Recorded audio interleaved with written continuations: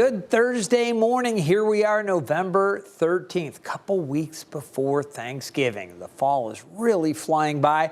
I'm meteorologist Craig Moeller. I broadcast from the 13 News Now studios in Southeast Virginia, Norfolk, Virginia Beach, and serving Northeast North Carolina. You have found us here on the Weather Desk, where we cover today's top weather headlines. Let's get to some of the topics we're going to be covering today, and we'll start off with this. There was a United Nations analysis of weather extremes, and a lot of that linked to climate change. So we'll have more on that and some of the thresholds that we are getting very close to in terms of the global warming and how things have been over the last year or two. Some interesting numbers to pass along. Fung-wong, that typhoon that moved across the northern Philippines, that weakened to a tropical storm, impacted Taiwan. We've got a final update on some more of the impacts that Fung-wong produced. That system is now weakening, so we'll update you on that. Then we're going to take a look at the rest of the tropics across the Atlantic Basin, the Eastern Pacific. Got to keep you updated on the Blue Origin attempted launch, that Escapade mission with the probes going to Mars. That's the one they're hoping to get off. They had to scrub it again. Weather related, but not what we call terrestrial weather or weather here on Earth. Sounds interesting, right? I'll explain what did disrupt the launch and why they didn't want to take any chances. And here's a hint. It's tied to this. Northern Lights on display in a big way again. And we've got some more images and video to show you from that. Some local folks here in the 757 were able to get out. I went out myself looking for them, had to get to bed before they were really presenting themselves. I get up very early in the morning and had to turn it in, but I had some friends send me some pics, and we'll share some of that. You could see the Northern Lights from right here in Hampton Roads. Now, we've got some interesting nature stories coming up, things like bees telling time, or at least being aware of time. It's kind of wild. There's a rare birth. We'll talk about that and some other little tidbits tied to nature. And then we've got the updated drought monitor. That comes out 8:30 Eastern time every Thursday morning. So we've got the brand new drought monitor. We'll show you who's seen enough water, who still needs it, and the atmospheric river cranking up for the West Coast again. Parts of California right now under flood advisory. I will show you those areas as well.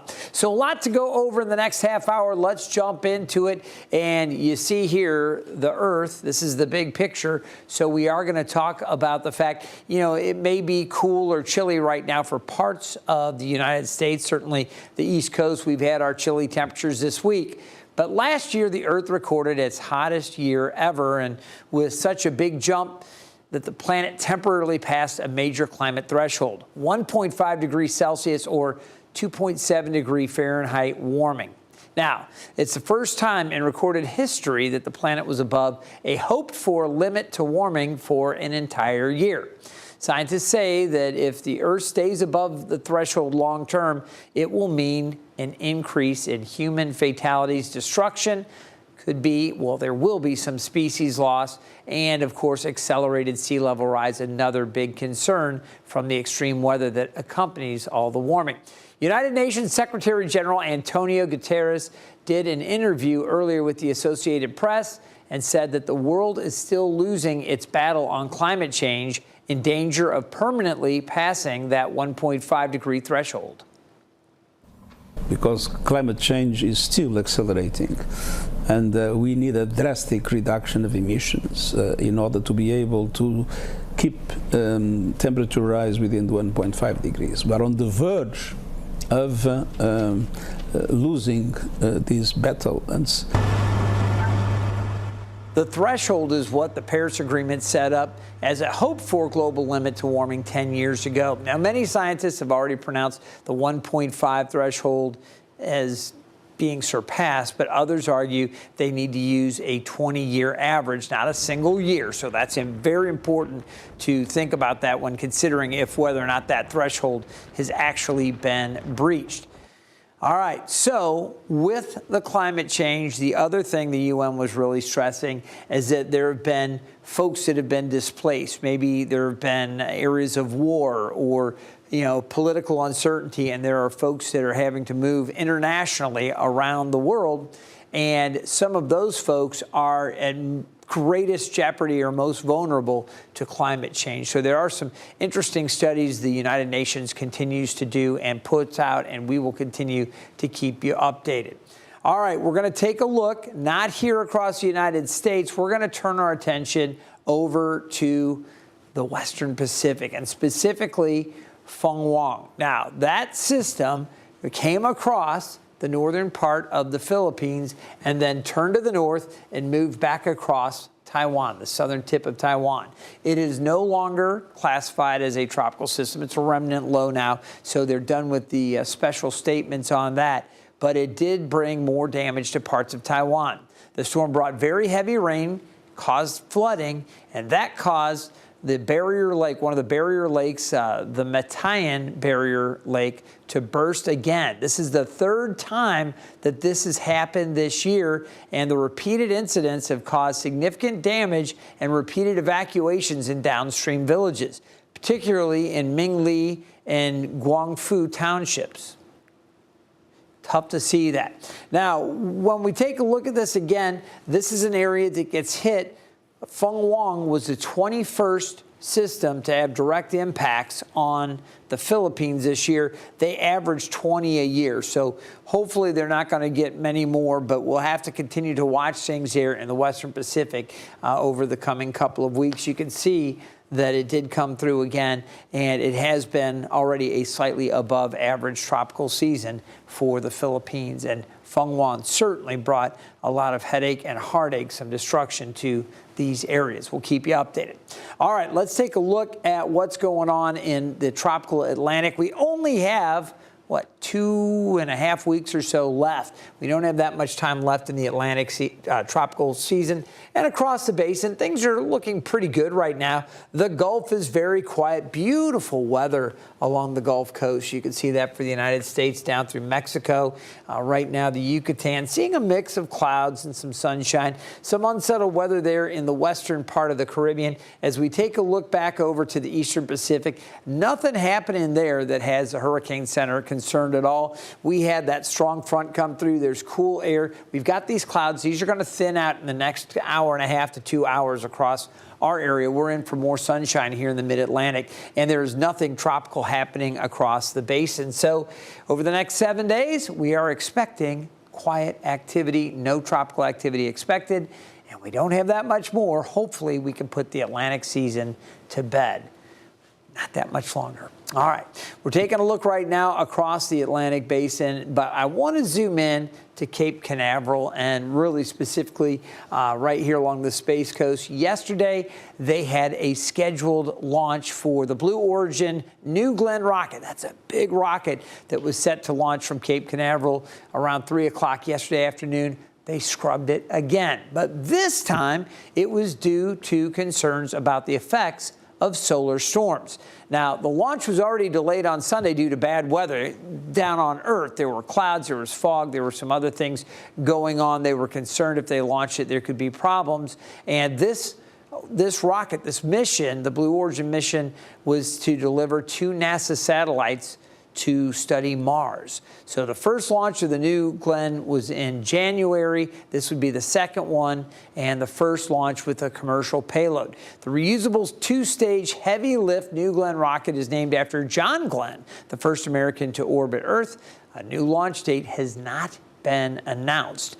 But it's interesting. We finally have good weather here on Earth, and you have to worry about space weather with those northern lights. Now, the storms, again, the geomagnetic storms that we were talking about, create the northern lights that were spotted across the country again last night. Take a look at these beautiful colors, a mix of vibrant greens and purples, a little bit of red in there as well, areas in Iowa, Minnesota, South Dakota, even as far south as Texas. Got to see them. These photos that you see capture the sightings in Huntington, West Virginia, Greencastle, Pennsylvania, and Spokane, Washington. Really cool up into Minnesota as well.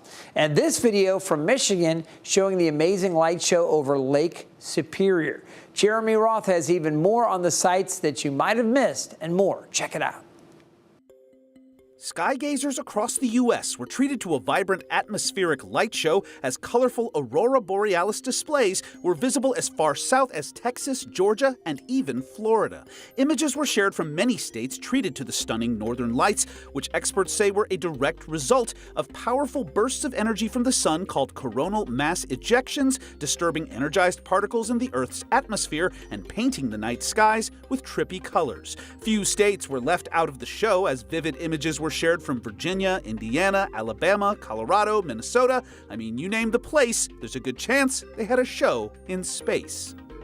Back down on the ground, a pretty polar picture was painted, so to speak, as freezing temperatures in parts of the southern and eastern U.S. created a frigid phenomenon called frost flowers. Images shared from Kentucky and Arkansas show frozen plants turned into crazy crystallized ice sculptures. According to the National Weather Service, frost flowers form when thin layers of ice emerge out of the slits of white or yellow wingstem plants. Finally, from a thing of beauty to a bee from hell.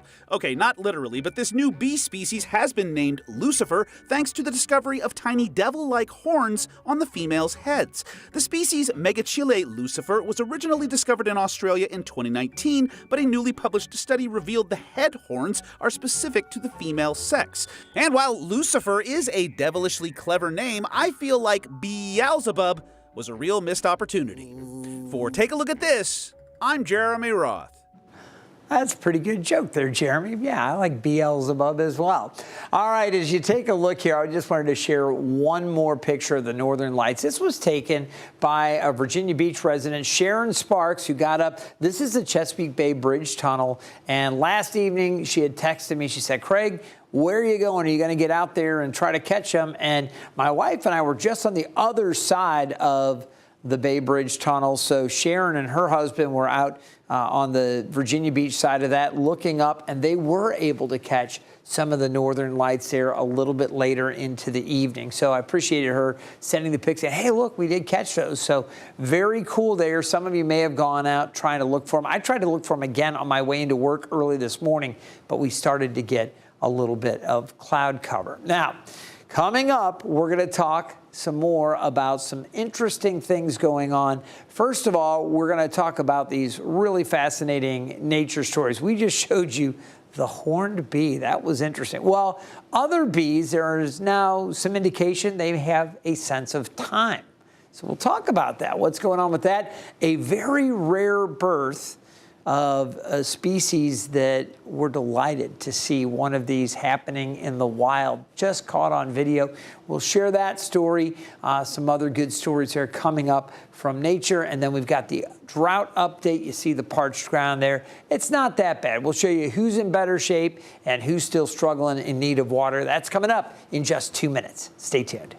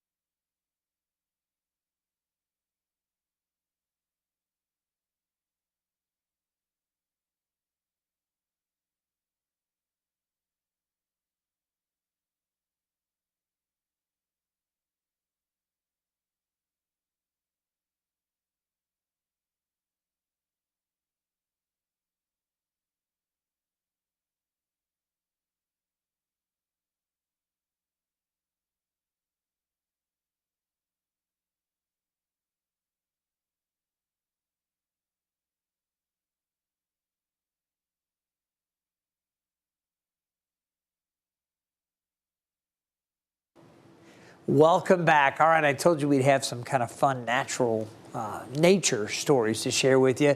So did you know, all right, bees can sense time, all right? We'll talk about that. There's proof of this baby black rhino and iguanas. We talked about them, the ones that get shocked, cold shocked, and then fall from the trees. We've got some video to share with you. We've talked about this for the past couple of days down in Florida where it was so cold, it was happening. Not quite raining iguanas, but it almost seemed like it. All right, we're going to start off, though, with this new study. Check this out, a new study showing that bumblebees can apparently process time. Researchers released a study Wednesday that says bumblebees can measure how long a light flashes and then use that to find food. The bees learned to fly towards short flash that led to something sweet. The insects were able to repeat the task even without food, proving that they remembered the timing and have flexible learning capabilities. The scientists also say it's the first evidence that insects can process duration like humans and birds can. That full study was published on the Journal of Biology Letters. All right, a national park in Kenya says they've confirmed the birth of an endangered eastern black rhino calf. Now, here's the video on your screen. You can see again with that night vision here. It's very cool. You see the little calf.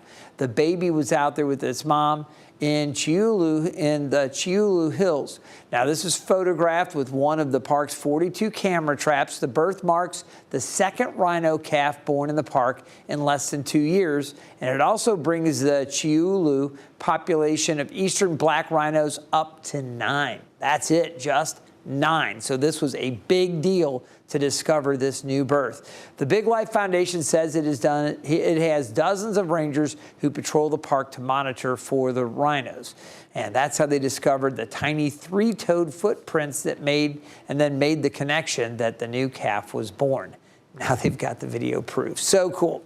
All right, we told you earlier this week the sudden drop in temperatures are causing iguanas to fall from the sky.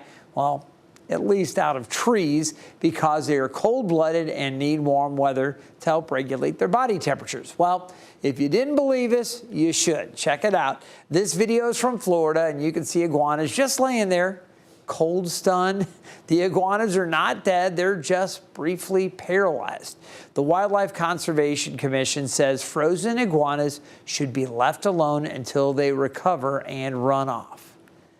Wild to see those. And I actually saw on ABC News this morning, they had video of somebody like picking them up with nets and then kind of taking them over to the side and setting them down.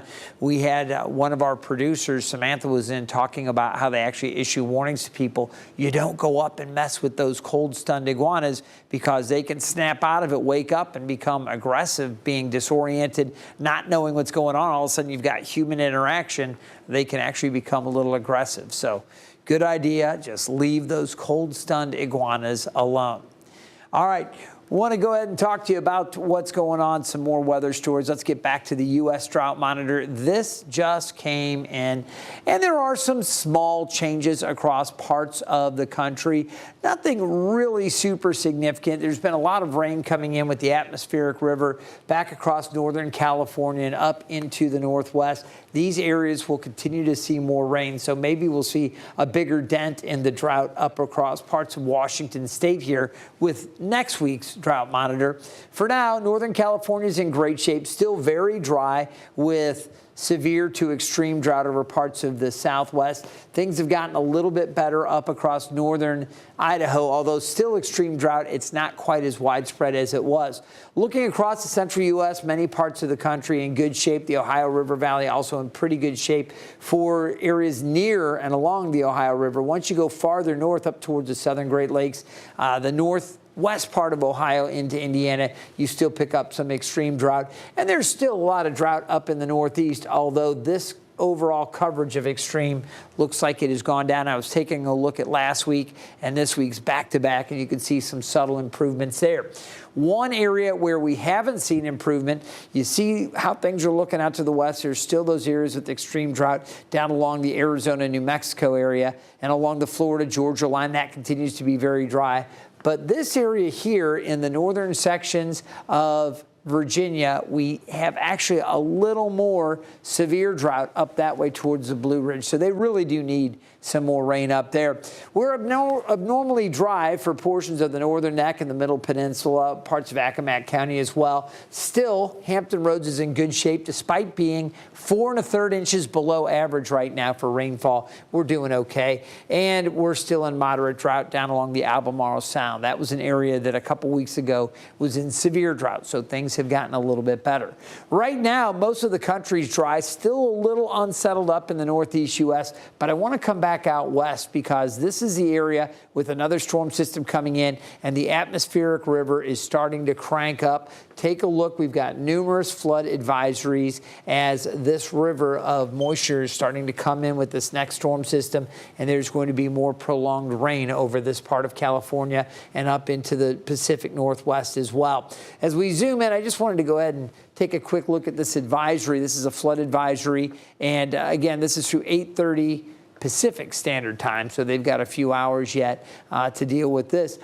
175,000 people under that advisory there north of San Francisco. So like Sausalito and areas off to the north of that, they do have some advisories, and there are some more down to the south. Now, down towards LA, there's just a level 1 threat for excessive rainfall. But again, across the San Francisco Bay Area, down through San Jose, Santa Cruz, they have a level 2 threat. Phoenix Lake through Jackson, areas off to the north, right along Sacramento, the eastern side of Sacramento, up through Redding and Mount Shasta. Level 2 threat. That includes Chico as well, kind of right on the cusp. Up in Seattle for today, level 1 threat for excessive rainfall. So these areas could be dealing maybe with some runoff issues or flash flooding. Flip it over to tomorrow. We still have that level 1 threat up there and a level 2 threat, again, extending down across central and southern parts of California here. You can see that level 2 threat from Santa Clarita back across Santa Barbara and areas off to the west of that, south of San Luis Obispo. So again, wet weather for the West Coast, that will be a thing. Here in the east, we are looking at a beautiful stretch of weather. I mentioned a little bit more rain and snow up across the northeast U.S., but I do want to focus on Hampton Roads now as we finish up the last couple minutes of the show. We take a look here. Big game coming up Saturday for Norfolk State. Behold the green and gold, the last home game of the season. Coach Michael Vick and the Spartans taking on Morgan State at Dick Price Stadium. You can see the temperatures very comfortable, low 60s. For tomorrow, heading into the weekend, plenty of sunshine across the mid-Atlantic. Saturday, 72 at Richmond, 75 at Raleigh. It'll be cooler, low to mid-60s, closer to the coast. And then on Sunday, more of the same, a decent weekend shaping up. Really excited about that. We do have some clouds right now at the Toms Creek Window Company Skyview 50. Winds are calm right now. Highs today are going to reach the upper 50s to low 60s across the region. All right, as we take a look at the conditions here, we've had some cloud cover. This is going to thin out. It's already starting to happen. And as we go through the day, you can see with the futurecast here how it continues to kind of wane. The cloud cover out there, it's going to dissipate, and it's going to become mostly sunny through the afternoon. That's going to allow temperatures to get up around 60, 61 degrees. Heading into the evening, we're looking pretty good as well. Mainly clear, more sunshine for tomorrow. Temps today, near 60 officially. We'll see low to mid 60s inland. Similar temperatures for the peninsula, the middle peninsula, eastern shore a bit cooler. Outer Banks near 60, and we'll see mid 60s around Hertford and Edenton. Lows tonight near 41, 59 tomorrow, sunshine. Highs a bit below average. As we look forward to the weekend, we've got this gorgeous weekend, warmer on Sunday, showers possible by next Tuesday. Want to remind you, you can always get the forecast when you download the 13 News Now mobile app. You can scan that QR code and have access to our news, traffic, and weather updates. Always great to be able to share that with you, and you can have it on the go. I want to thank you so much for joining us here on the Weather Desk. I'm meteorologist Craig Moeller. Tell your friends about us. We'll see you next time.